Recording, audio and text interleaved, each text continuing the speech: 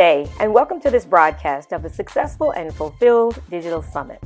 I'm Kim Warren Martin, and I'm excited for you to hear from someone who's normally not on this side of the camera. Abhi Bhadouriya is the Chief Transformation Officer at Bhadouriya Studios. She's an award-winning portrait photographer who believes there is beauty in everyone and is truly gifted at pulling it out with her contemporary magazine style of photography. Her story is the classic story of being successful but unfulfilled. Listen to how she defied cultural and family norms to pursue her dream. Get ready to learn from what I call a true rebel, Abhi Bhadouriya, as she trains on Love Yourself First in 5, 4, 3, 2, 1.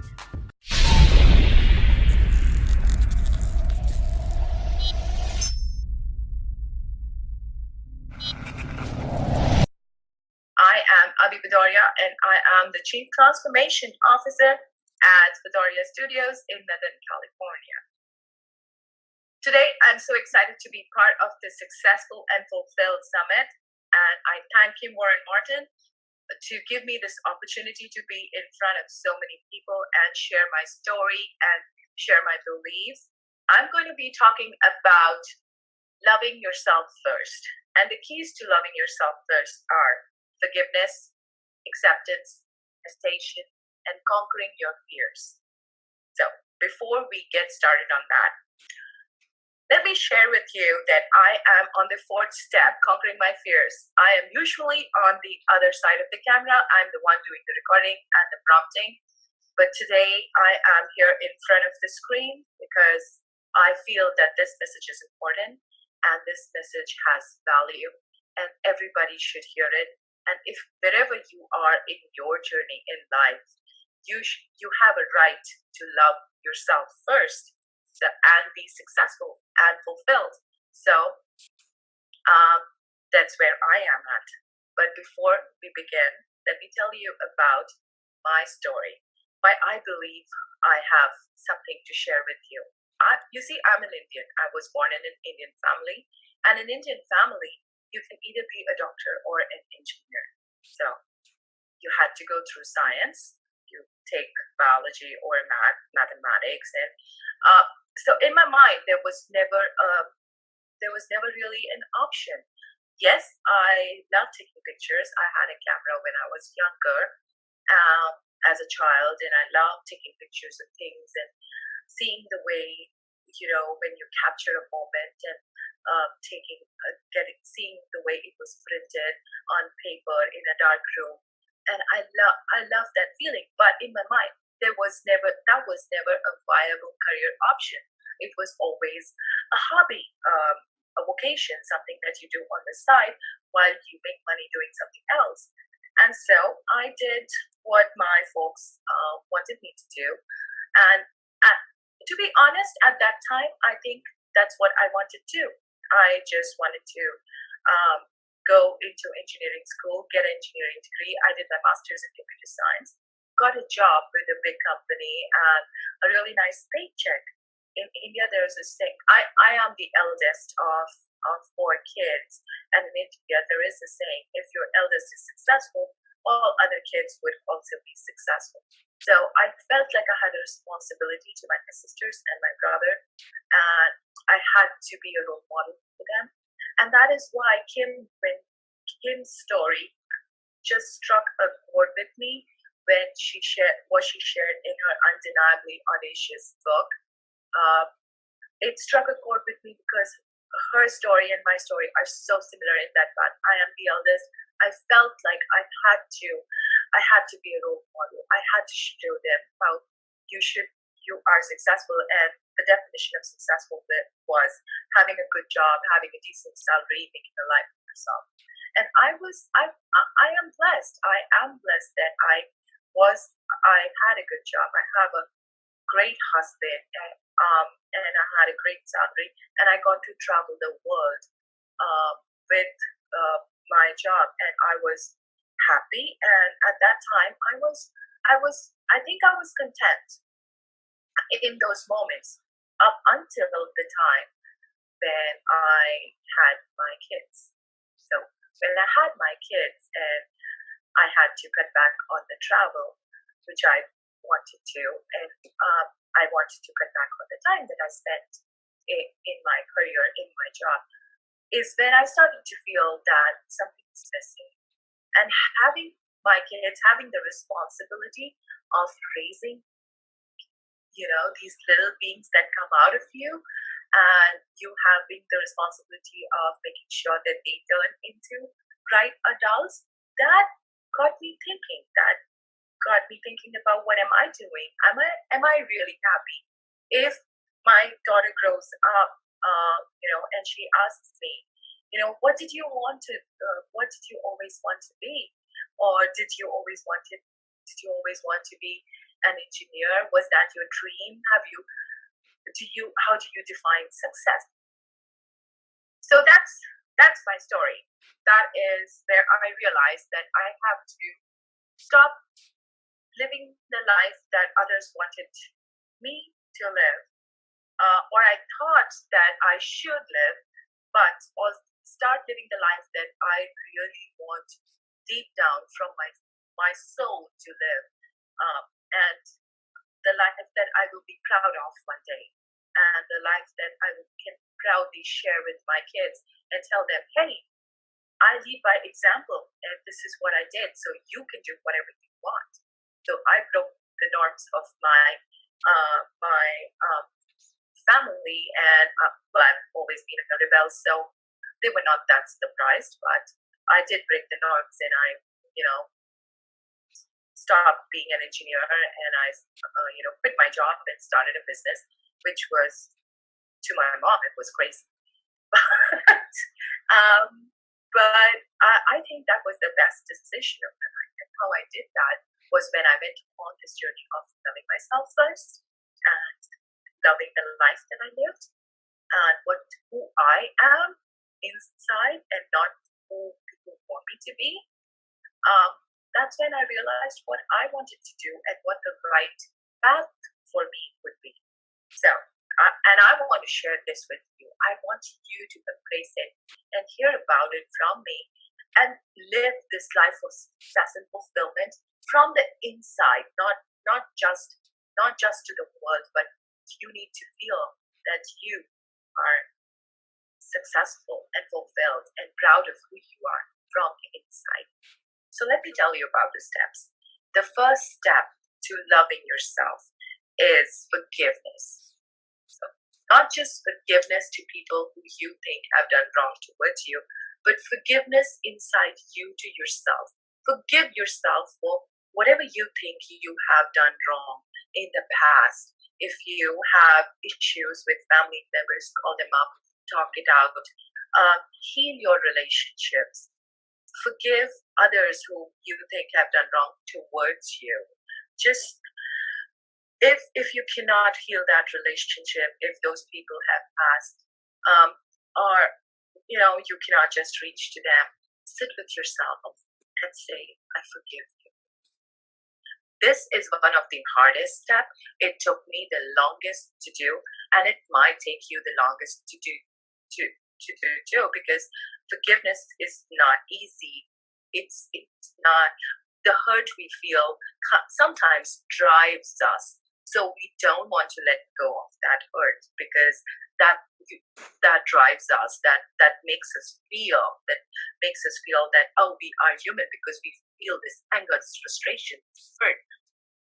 But letting it go is powerful, and I invite you to be on the other side.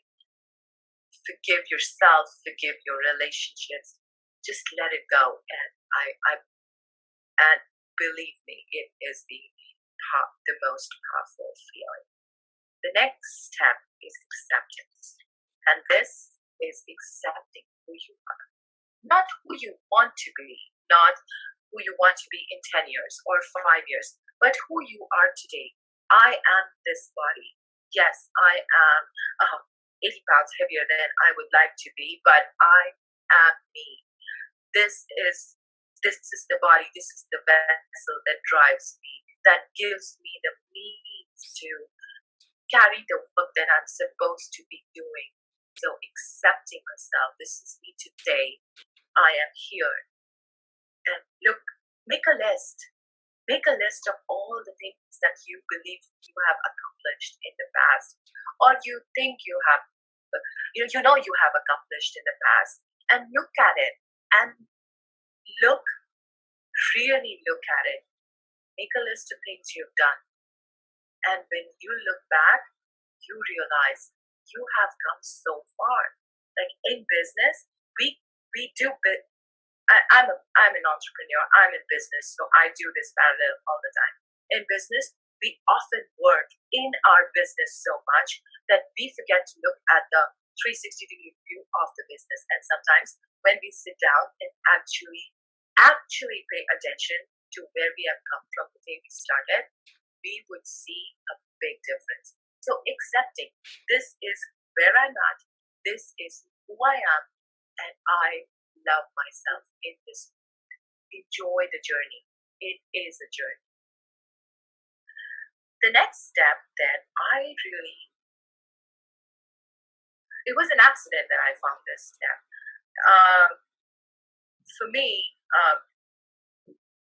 I was so much into my business that I was, again, running the risk of burning out. But now I was passionate about this business. So I found meditation. Now, my meditation is taking a walk, just going on a walk randomly, wherever I could, walking on the beach, walking on the road, just trying to focus on something else. So meditation could be different things for you. And I invite you to find your meditation. It doesn't have to be sitting in a quiet room and closing your eyes and meditating. It can be going to a fitness studio and working out. It can be listening to music. It can be dancing to any music you love. It can be a Zumba class. It can be a Pilates class. It can be anything that calms your mind and feeds your soul. It could be reading a book. But find your meditation, what excites you and feeds your soul and calms you down. So find your meditation. And once you do that, okay, this last one is going to be hard. And I'm big on lists, so I will again ask you to make a list. The last one is conquer your fears. Like me being in front of you right now, here in front of the camera. It's one of the steps of me conquering my fears. I'm usually on the other side of the camera. I'm not the person who likes to be the star of the show. I like to be the person, the director, behind the scenes person, taking care of all the logistics and stuff. I don't like to be in front of the camera. And when Kim asked me to do this video, I was like, oh, this is totally on my conquer your fear list. So yes, Kim, I have to do it. I don't want to do it, but I have to do it. But so let me share with you. Make a list of all the things you're scared of, but you know that you got to do to be successful and fulfilled and happy and walk the path that you want to walk. So make a list of those things and find a buddy or find a partner.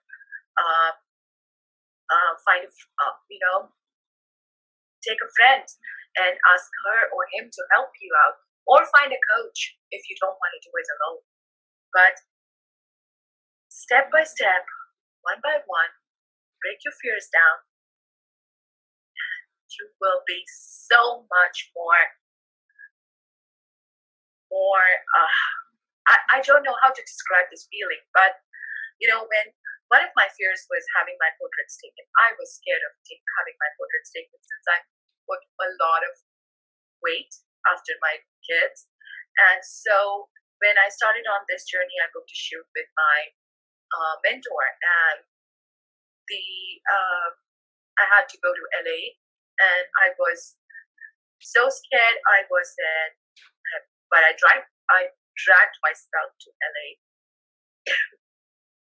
I dragged myself to LA. I went in, I had my shoot with her. But once I was so scared the whole time. But once I had the shoot and I looked at the images, it was a wonderful feeling. I couldn't believe what I was scared of the whole time. Like all that fear just melted away because it was all in my head. So, and one of the images that came out of it was the image that you see on my profile, and it's beautiful. I love that shot of me. I feel like it captures me, my vulnerability and my determination in a wonderful way, in a beautiful way. And so, yes, please make a list of your fears. Find a buddy, find a friend, find a coach, and break them down one by one. And believe me, this is a journey. Many times in your life, you will have to go through these steps. You will find yourself back at the beginning and going through these steps. Being successful and fulfilled is a constant process and a journey, not a destination. Because once you think you're going to be somewhere and you reach there, but your perspectives change, then you want to be some more. So have these tools in your bag. And if you would like to connect with me and get a summary of these 4 steps, and I'm also offering a design consultation for your portrait session with me, however you want to be photographed, text Abhi, ABHI, once again, text ABHI to 408-913-6963. 408-913-6963. Thank you for listening. I'm so glad you took the time to be with me today. And I wish you all the best in your successful and fulfilled journey of life.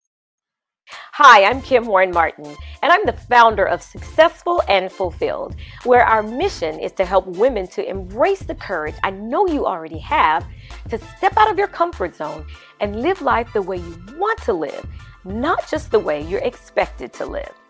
It's not about leaving your job, your family, or school, or any of that. It's about launching into what I call the #undeniable you.